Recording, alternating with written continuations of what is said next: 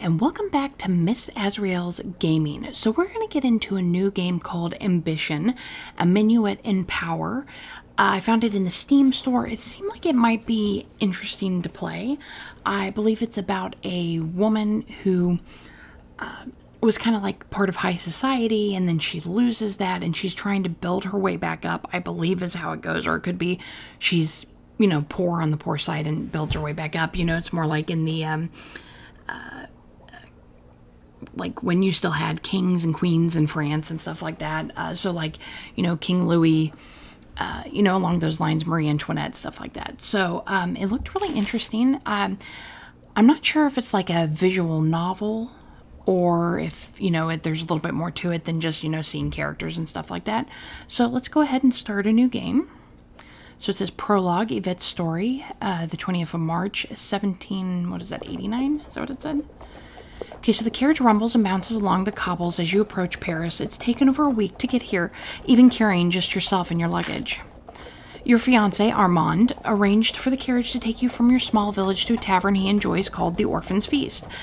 There, he'll meet up with you. You'll likely take dinner together, and then he'll show you to your new home in Paris. For now, though, you've already finished all of your books, and Armand's letters is your only entertainment, other than staring at the window. Okay, so might as well take in the sights. Reading the letter one more time wouldn't hurt. Coachman, let's go. I don't have all day. Okay, so reading the letter one more time won't hurt. So maybe we'll get to see what's in the letter. So you must have read the brief letter over 100 times, but you always found new details to puzzle over. Armand's letters were often extremely long, a habit you'd frequently tease him for in your own missives. Chérie Yvette, I know it may be sudden, but I want to invite you to live with me in Paris. Back in your provincial hometown, you were engaged to Armand before he moved north to Paris to participate in the Estates General. He dreamed of changing the country, and this was the political event of the century. You mailed love letters soaked in perfume. He replied with volumes about how much he misses you. The romance of it all helped make up for the inconvenience. Not that your parents cared much about the romance. At first, you'd been afraid to tell them their youngest daughter wanted to move far away. Instead, they nearly threw you into the carriage to follow Armand to Paris. While you understood the significant benefits your common family would receive for your marriage into a noble one, you couldn't help but be a little annoyed at their eagerness to see you off. I can't wait for you to see it. It's unlike anything back home, a truly vital place where anyone can be anything. Zeti embrasse? I don't speak French, so any French listeners or speakers that are listening to me, I'm so sorry. Armand. That was something you were looking forward to, a chance to be something more. After all, Baroness Yvette de Marbeau has a certain ring to it. Coachman, can we pick up the pace? Might as well take in the sights. Let's do that. Okay, so you crane your neck out the window to peer at Paris. It's even more than you imagine. The streets are a riot of color and energy as people go about their days. Elegant persons of fashion strut like brilliant peacocks. Students stumble under the weight of their books. Beggars alternate between pleading for alms and shouting invectives at passerbys. Everything feels significant, like the world's next act hinges on all their choices. Though part of you is worried by your unfamiliar surroundings, you're mostly excited. This place is to be staged for your new life. Before you know it, the carriage starts slowing down. You must be here. Armand arranged to meet you at the tavern named the Orphan's Feast. As tired and rumpled as you are, you're glad that he planned to meet you in a place with ample food and wine. When you arrive, the coachman helps you out of the carriage, and you find yourself outside a glowing, friendly-looking tavern. The sign shows a grubby-looking child holding a plate piled high with fresh bread and roasted meats. This must be the place. Here goes nothing. Okay, this must be the place. Inside, a woman polishing a lantern looks up at you as you enter, and her face breaks into a bright smile. Bonjour, madame, and welcome to the Orphan's Feast. Her eyes linger expectantly on the door for a moment before settling on you. You're suddenly reminded of how rare it is for women to travel by themselves. How may I be of service, she asks. This is my first time here. Is there anything I should know to help me find my fiancé? Or I'm looking for my fiancé, Baron Armand de Marbeau. Okay, let's do a tutorial just in case, because there's obviously a little more to this. Don't worry, while the rest of the city can be rather cutthroat, the Orphan's Feast is a relaxed place for you getting your feet under you. The woman puts down the lantern she was polishing. She favors you with a devious smile. A fine guest worth talking to, and try to say the right things to the right people. You'll never have time to talk to everyone, so try to use your time wisely. I'm sure that if you ask around, you'll be able to find your fiancé in no time. When she puts it that way, it suddenly sounds so easy.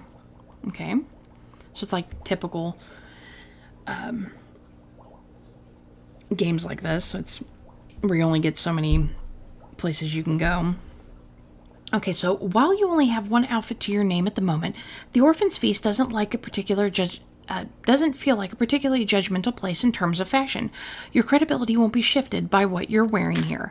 As long as you explore the tavern and talk to people, you should be able to find Armond soon enough. Okay, so this is the party map. Select a room to talk with the people there. Okay, pick a conversation. Let's go with this guy here. An amorous inquiry. While you search for Armond, a handsome young man approaches you. Perhaps he'll be able to help you. Let's see, what is that? Credibility is -5 to 10, so I guess depending on how I answer, 0 to 5 peril. If I talk to her, I can lose money, only gain credibility, and can gain peril. I can gain a favor here. A fellow traveler sits at a nearby table, having recently become acquainted with Paris himself. Perhaps he'll be able to point you in their direction. So I can gain favor, lose credibility, a lot of it. Gain Alex's favor, gain Honored's favor. Looks like I get 2 turns. Let's try this one. You look around the unfamiliar tavern, trying to find Armond. Your eyes scan for his chestnut hair, your ears strain to hear the sound of his infectious laugh. Someone clears their throat behind you. You turn around to find yourself face to face with an unfamiliar young man. He's well dressed and handsome enough, but it's the middle of the day and he already smells like 2 bottles of wine. Pardonnez-vous, moi, madame, but I can never ignore the sight of a woman in need, and you appear to be lost. May I escort you? His smile is broad and cocky. I'm so glad to hear that. Can you help me find my fiancé? No, monsieur. You may not. I'm fine by myself. Oh, you are so kind. Please do. So let's go with this one. Can you help me find my fiancé? Oh, that is something I offered to help you do. The man grimaces and begrudgingly holds out his arm. You take it happily as he conducts you about the tavern, visiting all the places that you suspect Armond might be. A few of the patrons smirk at your clever ploy. You have gained a little credibility, so you just gained some credibility. The more credibility you have, the easier it is for you to deceive someone during a credibility check. However, after a few minutes searching the tavern, it starts to become clear that Armond is nowhere to be found. Madame, I believe this is where we part ways, your newfound guide says, gently pulling away from you. I think it is. What happened to being unable to refuse a woman in need? I say, let's go with we. With a wave that is barely as polite as decorum requires, you depart to seek the affections of a different young woman. Different young woman? That was a guy. Because you have a limited amount of turns to talk at each party. Conversing in a room always costs 1 turn, so choose wisely. Oh, so it changed too. Okay, so now that you're more acclimated to the guests and travels to the Orphan's Feast, you may be able to find someone that can lead you to Armond. Okay, so pick the conversation. After hours of questioning and searching, it's late in the evening and you're still yet to find Armond. You're not even sure why, but you feel exhausted. Who knew talking to people was such hard work? Now that you've warmed up, this may be your chance to finally find out where Armond is. You approach a woman who you had spotted glancing your way earlier. I'm looking for my fiancé Armond. Have you seen him? Pardon me, have you seen the Baron de Mauveau? My name is Yvette, and I'm looking for someone. Can you help me? Okay, so let's say, are you looking for my fiancé? At the mention of Armand's name, she laughs nervously. She makes small talk for a brief moment before excusing herself and disappearing into the crowd. The room appears to be emptying out. A gentleman you remember seeing earlier walks by. He might prove a little more useful. Monsieur, a moment of your time. Have you seen my fiancé, the Baron de Mauveau? Excuse me, can you help a woman in need? Do you know a man named Armond? Let's try this one. He looks at you, glances over to the woman who spoke with you earlier, then quickens his pace as he walks by. The room is emptying out even faster now. You manage to get the attention of another woman. Why do I feel like my fiancé is a dill hole? Excuse, hello, hi, could you... She doesn't even slow down before she leaves. After a third person gives you the cold shoulder, you start to wonder what happened. And are you really that out of place? Is it something about Armond? What is going on here? Still, you check around the Orphan's Feast one last time. There's no sign of Armond, not even an open tab with the tavern key. Maybe he's not real. Have I ever met him before? After waiting around for a few hours, you leave the orphan's feast, dragging your small mountain of luggage behind you. After all, the coach was only hired to take you to the tavern. Armand may not have been waiting for you like he said he would, but you memorized his address from all the times you wrote it on your letters to him. It's the middle of the night, but the street is still teeming with life. The light from the windows and the street lamps sparkle like the stars. You're tired and your feet hurt, but still, you can't help but smile. That is, this is Paris. No matter what happens, you are still here. For a brief moment, you're not a country girl dragging luggage through the streets. You're the person you feel that you are when you close your eyes alone. You're overseeing a grand salon surrounded by poets, musicians, scientists, philosophers, and artists. You are elegant, sophisticated, and respected. You're getting close to the address. Armand never described his living condition much, but he's the son of a baron, and his family was always well-to-do, especially compared to yours. You spent a lot of time in that carriage wondering about the home you'd spend your new life in. Still, you didn't expect this. He's probably poor. Calling the house rustic would imply that you were out in the country, not in the center of the city. The neighborhood is nice enough, but you're worried that if you breathe too hard on the building, it'll fall over. A well-kept woman in attire of a maid opens the door and approaches you. Ah, bonjour. I assume you must be Madame Yvette. My name is Camille. Monsieur Armand told me to expect you. Merci, Camille. Please take me to Armand. Is this where he lives? Oh, God, the rats in there ate him, didn't they? I'll just go with this one. I was hoping that he was with you, Camille replies hastily. I haven't seen him in days. Thank you, Camille. Do you think Armand's all right? I'll explain to you. I'm sure he's fine, madam, Camille replies with the tone of a voice that doesn't fill you with confidence. Glancing around, Camille seems to notice your mountain of luggage for the first time. Mon Dieu, madame. Did you carry this all yourself? You must be exhausted. She's not wrong. You're not certain how you're still upright and awake right now. I've already made up your bed, madame. Please go inside and let me take care of this. You take your diary and leave the heavy lifting to Camille. The inside of the house isn't much better than the outside. Camille keeps the place tidy, but she can only do so much. Still, you don't care about that right now. You're just happy to have a roof over your head. You flop down on the nearby couch, opening your diary and start to write. You're tired, disappointed, and perhaps abandoned, but writing down always makes you make sense of a situation. Writing things down always makes you. Okay, so the Orphan's Feast, hosted by Viscount Henry Volis. Novelty loss. Okay, so I didn't lose any novelty, and I got 5 credibility. Okay, March 21st, 1789. Early the next morning, Camille approaches you, occasionally wringing her apron with her hands. She's obviously nervous. Madam, there's something you should know. Taking a deep breath, she continues. You're expected to attend a party the day after tomorrow, held by one Viscountess Marcel de Faux. I mean, Armand replied to the invitation, but you were to be his date. Splendid, a party. What? Why didn't you tell me sooner? What do you know about the Viscountess de Faux?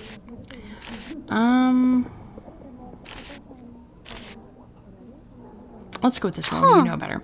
I'm sorry, madame, but a Viscountess... I just felt above my station, so I tried not to pay attention whenever she came up. Camille replies with a shrug. I know that she never visited the house. Monsieur Armand seemed to like her, but from what I could tell, she was a little... How do I put this? Judgmental. She was a little very judgmental. I hope that helps, madam. Well, at least I have a party to go to. Camille, why didn't you tell me about this invitation sooner? So, at least I have a party to go to.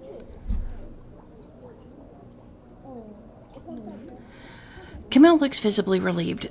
Parfait. If you need anything, washed or prepared, just ask. That reminds me, Camille exclaims, if you're going to a party, you should probably make sure you're dressed appropriately. Fashion moves so quickly here that people retire outfits before they even wear out. At this proclamation, you can't help but notice that Camille's uniform has been repaired many, many times. Camille continues, Monsieur Armand was always going through clothes so quickly. He said that every outfit had a certain amount of novelty. Every time you wore them to a party, the novelty would go down a bit. In fact, even a little thing like wearing the same thing twice in a row could ruin the novelty out faster. Can you imagine?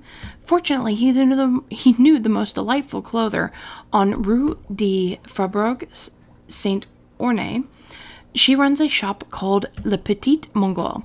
I'll draw you some directions. Immediately, she starts sketching some directions, mostly just simple renderings of local landmarks. Le Petit Mongol is now available to visit in the parish map. If you head out today, you should be well prepared for the party tomorrow night. Okay, so you've gained a level of exhaustion by attending a party. Any levels of exhaustion that you have, okay, thanks for letting me be able to read that. I really appreciate that.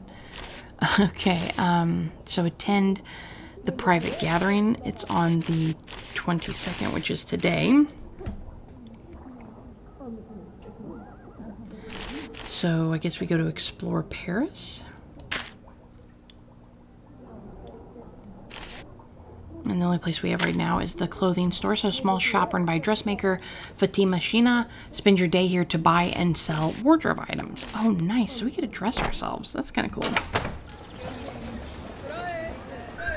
Okay, so it's a long walk to Rue de Faubourg Saint-Ouen, but the trek to the narrow street is worth it. Every block comes with a vibrant energy bursting with life. Porters and social climbers wind their way through the streets, festooned with brightly colored parcels. Paris may be a city swimming in fashion and finery, but this is the source. This street is home to all the major fashion houses in the country, and to Rose Burton, personal dressmaker to the Queen herself. And now you're here, back home. They sigh and dream of places like this, then quietly get back to their little lives. Not you. Your circumstances may be less than ideal, but you are still here. Le Petit Mongol, you mumble to yourself idly, trying to make sure you remember the name of the shop. Eventually you find a small boutique tucked between some far grander buildings. You open the door and walk into the tiny shop, which seems even smaller due to how absolutely full it is. This isn't just a boutique, it's a workshop for whoever works here. I cannot talk today. Rolls of gorgeous fabric cover every available surface. A cloying smoke hangs in the air. The scent is pleasant, but wholly unfamiliar. As soon as the door swings shut behind you, you hear a sudden rustling of fabric further in the store. A customer. Amdullah, a surprising young voice calls out. Bonjour, madame, and welcome to Le Petit Mongol. A woman, presumably the owner, calls out to you. How may I help you? I have an important party soon, and I need to look amazing. All of this is new. What can you tell me about fashions, outfits and fashions, and what is that smell? I wonder if I can ask that and then still do that. But let's just do the tutorial. Okay, so at those words, she looks giddy at the point of bursting, but tries to play it off as a knowing smile. This deception is only half successful. Oh, I think I can help with that. Okay, so select one of my lovely outfits to see if it's to your liking. Remember, my stock changes every day, so be sure to visit often. Okay, so we have the robe de couleur. Every fraction in the game prefers different kinds of outfits. Dressing appropriately for the occasion makes someone trust you more and increases your credibility. If you like it, you can click the purchase button to buy. Ooh, 200. I can't afford that, so, bourgeois. Does it change it, or is it... I think it just looks like it puts on the front, so... Okay, then we have the robe à la Francaise. It's the same dress. But yeah, it's got a different stat on it. And then the humble caraco and skirt.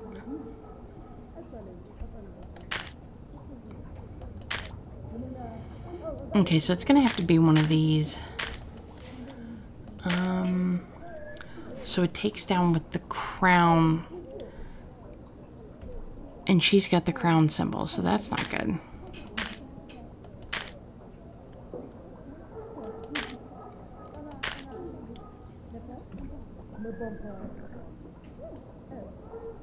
So I guess I would want to go with that because it does have a crown. So the party's being held by the crown. They like conversation gowns. Sometimes they like caraco ensembles and robes a la Polonaise, which I don't think there is. Yeah, so it shows that this one would be on the top, and it's only 62. So we'll purchase that. You've just spent some of your money. Liveries are used to buy outfits, pay servants, and more. Try to make sure you always have some on hand. Okay, so we'll go ahead and leave. So March 22nd, 1789. You awaken to the vision of sunlight filtering through the shutters, scattering sunbeams across the dusty bedroom. It takes a few minutes before you groggily remember the events that brought you here. You also remember that tonight you have a party to attend. Camilla enters your bedroom, already full of cheer. Madame, when you would like to start getting ready? When would you like to start getting ready? If this is as important as the invitation makes it seem, I should start preparing now. Not yet, Camilla. I still have some things I need to take care of today. Well, we'll go ahead and get ready because I don't know of anything that needs to be taken care of. Mm-hmm. Okay, so that's good to hear. These preparations always seem to take all day. On days where you have a party, you won't really have time to spend exploring Paris. Once you go to the wardrobe, you can get started. Don't worry, Camille, I'm ready to quite ready. So let's do a tutorial. I've never really done anything like this. Is there anything I should know? Don't worry, madame. A glorious woman like yourself is sure to catch on quickly. Okay, click here to go to wardrobe. Okay, so click on an outfit you selected to wear to the party. Provincial. So that's what we came in. Okay, so we're going to go with that one because that works for this. Exhaustion, -5 credibility. Is that because I'm wearing that outfit? Party's being held by the crown. Okay, so now that you have an outfit selected, you can click here to go to the party.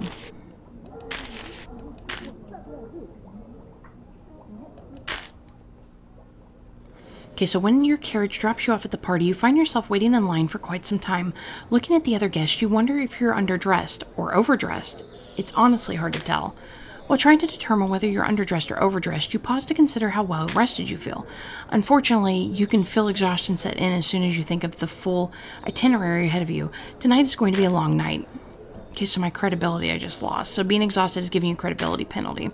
You look over yourself one last time and confirm that you're wearing your humble caraco and skirt to a party being held by the crown. Okay, so then my credibility went up. The guests approve of your outfit and your credibility is increased. With preparations like this, tonight should be a largely positive affair. While you're determining your standing in the world of fashion, you manage to overhear an interesting rumor while in line. You make a mental note of it just in case. You've gained a piece of cheap crown gossip. This will be useful later. Immediately upon entering the vestibule, you're greeted by a doorman holding a small ledger. While he isn't physically barring your entry, his manner certainly is. Name, madame, he asks expectantly. Yvette de Caux? Or Baron Armond de Marbeau? Well, I'm not him, but I don't know which one would be more acceptable. Let's go with him since we'll technically be with him. The valet looks shocked. Baron, why are you dressed? A moment later, he composes himself. I see. You are the Baron's date. My apologies. Is there anything else I can get you? Please convey my deepest gratitude to our hostess and that I'm eager to meet her. Would you be able to take this gift of wine to our hostess? I should probably gift her some wine, but I'm going to lose some money, and I don't know how to make money yet. Okay, let's go with that. With a small flourish, you present a bottle of wine you had the forethought to bring earlier. It wasn't cheap, but the gesture is more important. You spent 10 livres. Ah, merci beaucoup, madame. I shall make sure the Viscountess is aware of your generosity. Turning from you, he waves imperiously to another servant nearby who takes the bottle from you. Afterwards, the servant dutifully scurries away. You hear some appreciative murmurs from other guests in the vestibule. Your gratitude and enthusiasm seem to have made an impression on them, doing away with some of the tension in the air. Surprisingly, the doorman himself seems rather unfazed. Okay, so you have lost a tiny amount of peril, and you've gained a tiny amount of credibility. Before you can ask any other questions, he bows deeply to you. Pardonnez-moi, madame, Viscountess de Fox instructed me specifically to inform her as soon as you had arrived. We've heard so much about you. Enjoy the party, he says with a smile before leaving. Okay, so we only get 2 turns. Okay, so Elizabeth, favor, credibility. Gentleman who enters the room, so really just a chance to gain credibility or peril. A cheap crown gossip. A pair of ladies whispering among themselves about some rumor concerning the family of His Majesty Louis the, what is that, the 16th? Yeah? 5, yeah. That information could be useful later. Okay, let's go for the, I think I'm going to go for the crown gossip.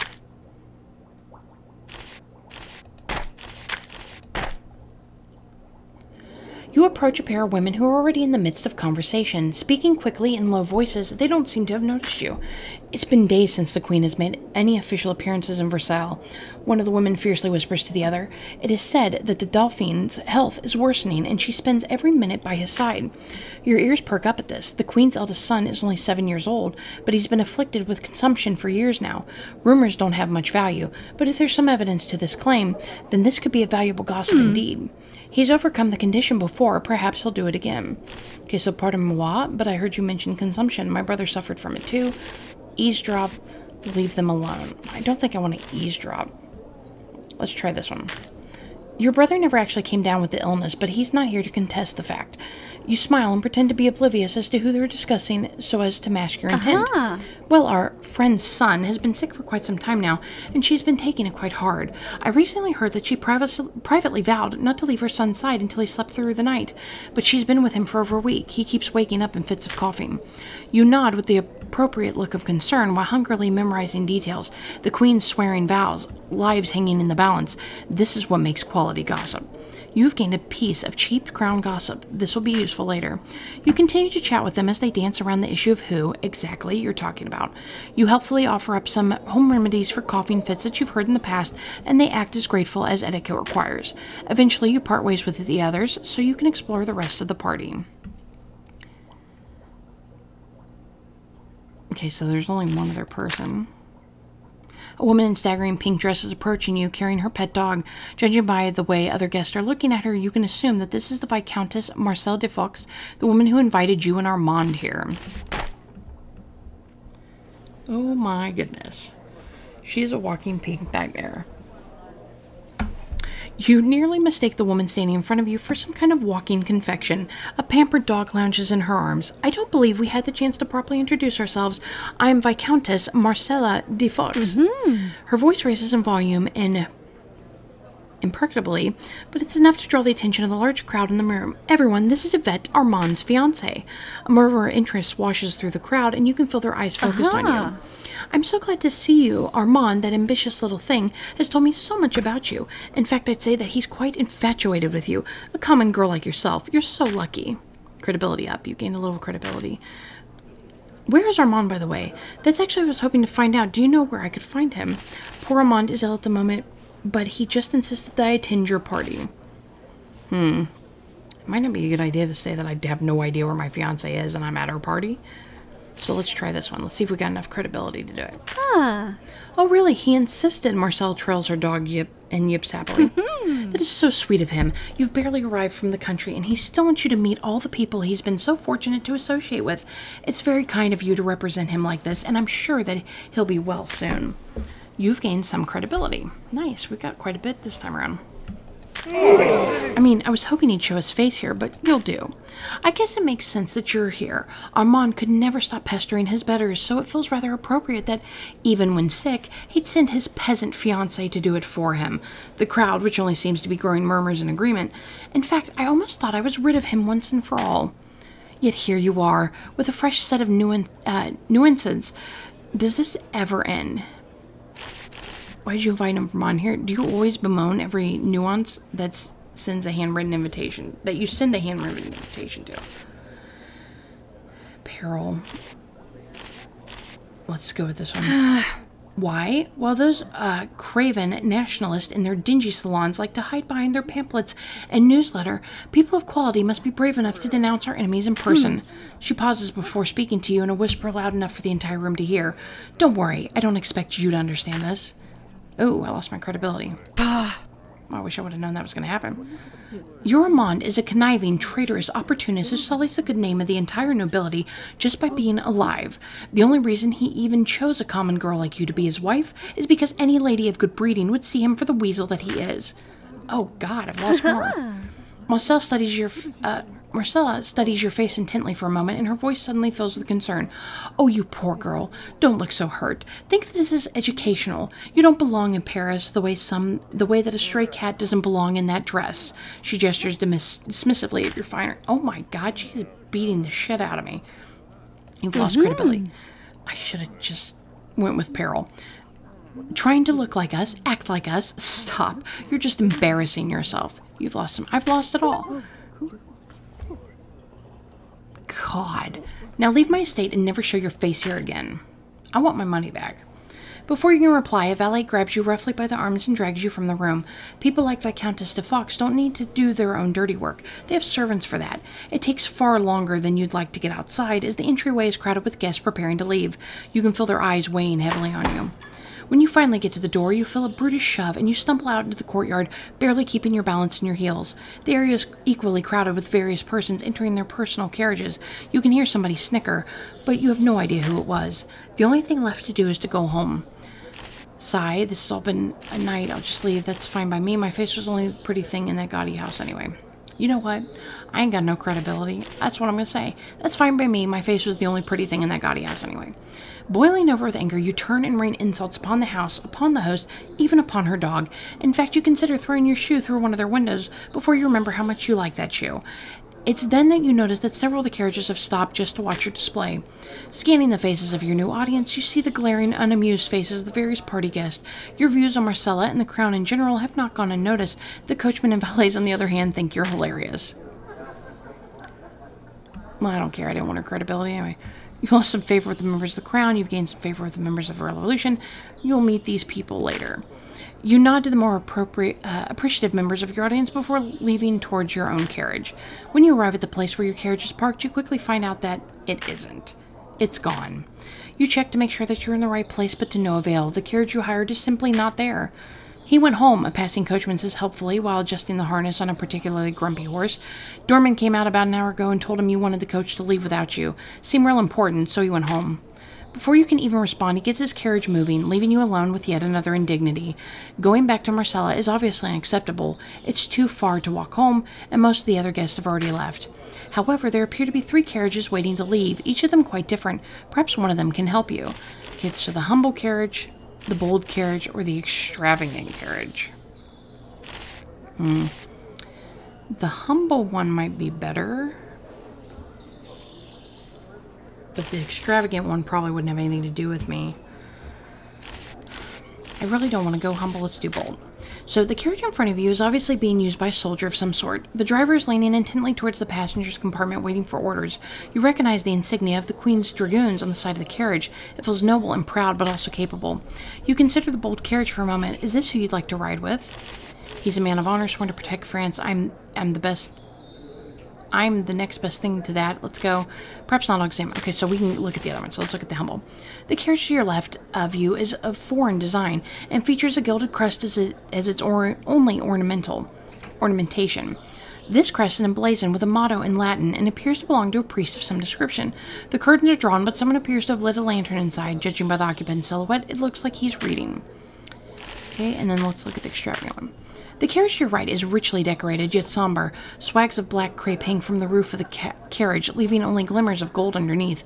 The decidedly feminine bent of the decorations indicates the occupant is a woman, but all of the black suggests that she's in mourning.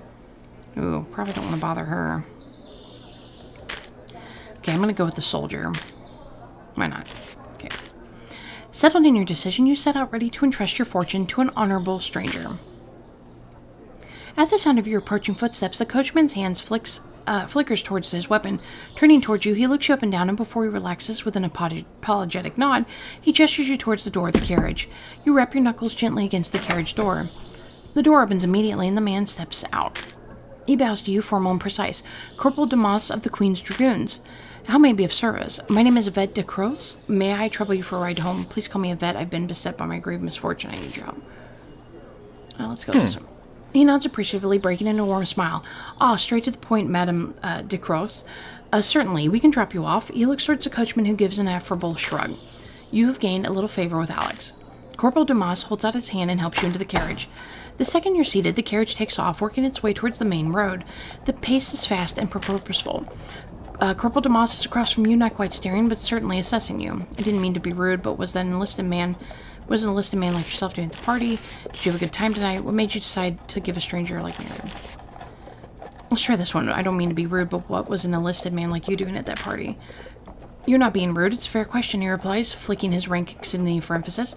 Every now and again, someone remembers my father and sends me an invitation as a courtesy between nobles. Despite my considerable talents, I think they're really just inviting my father's memory, not me. Still, I attend because I'd hate to insult the host by turning them down. A comrade of mine was nice enough to arrange for me to have this carriage for the evening. He waves around to your convenience, which is probably only meant for officers. Let me turn the question around. What was a commoner like you doing at the party? Well, that's rude. My fiancé's been saying he was supposed to be there, but I'm just looking for leads. I've been abandoned by the love of my life, and now I have to find him. Let's go with that. How tragic, Corporal Dumas replies dryly. He certainly wouldn't be the first man to abandon a good woman. When you find him, are you planning on winning him back or simply getting revenge? It's not winning him back because I don't think he ever stopped loving me. Revenge. I prefer to think of it as justice. Honestly, I don't know yet. Let's just go with winning him back because I don't think he ever stopped loving me. Fair, he replies. Is there anything else you'd like to know? Did you have a good time tonight? Let's just ask him that. Of course, I enjoy being the center of attention, and there isn't an audience I cannot thrill, he laughs. From the theater to the sword, I have a oh god, I can't say that word. Repertoire, right? Repertoire for all occasions. As you can tell, I'm also extremely humble. He gives you an exaggerated wink. Words are hard sometimes. What about yourself? What happened in there? My fiancé has some enemies. They tried to make sport out of me. Emphasis on tried. Our host felt it was acceptable to victimize me for something my fiancé did. Disgusting, Corporal Dumas replies, his lips curling in a sneer. I have no idea what our host was thinking. Doing something so mindless and cruel, they should be ashamed. You deserve better. What made you decide to give a stranger like myself, a ride? When I wear these colors, I represent the queen herself. I could never turn down a woman in need. He straightens up in his seat, looking every bit the man of action. Besides, it's the right thing to do, which is its own reward. How'd you find yourself to be without a way home?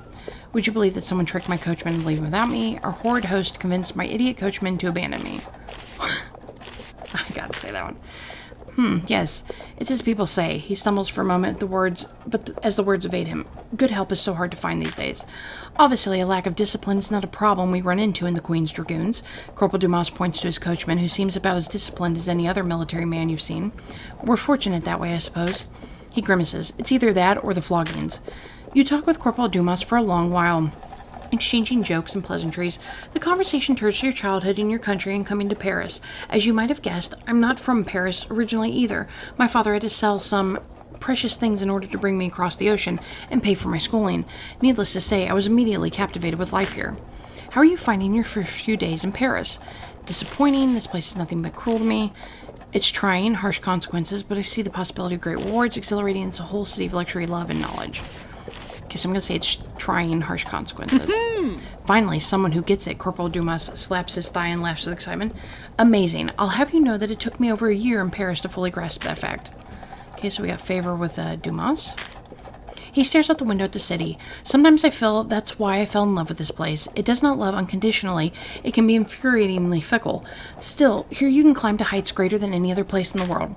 Your conversation dies down as fatigue overtakes you both. Soon there's only the sound of the carriage's wheels and the horse's hooves as you wind your way through Paris to your home. You've almost drifted off to sleep before you're jolted awake by the carriage coming to a stop. The coachman opens the door and waves you out. As you're stepping down, Corporal Dumas looks out the door at you at your home and whistles to himself. You've chosen quite the place to live. Well, if nothing else, the rent will be cheap. Okay, gain more favor with him. Until we meet again, madame. He calls from the carriage with a quick bow as they drive off into the night. You turn to your home and see that Camilla is already there, holding the door open for you. Who was that? She asks. A good soldier doing his duty, nothing more. A most intriguing man of honor. Hopefully someone I'll see more of. I'll say a good soldier. You step inside and head upstairs, your mind still reeling from the day's events. Slowly you get undressed and open your journal to record exactly what transpired tonight. Oh, I lost everything. And some of my freaking money. But that's okay. Live and learn. Okay, so chapter 1 is Establishing Oneself, March 23rd, 1789. Okay, so that was just the beginning of it. Alright guys, I'm going to go ahead and end it there. Let me know what you think about ambitions. I think it's going to be a very interesting game, especially where you have to purchase clothing to kind of fit with some of the places that you get to go. Please leave me a like, subscribe if you haven't, and I'll see you next time. Bye.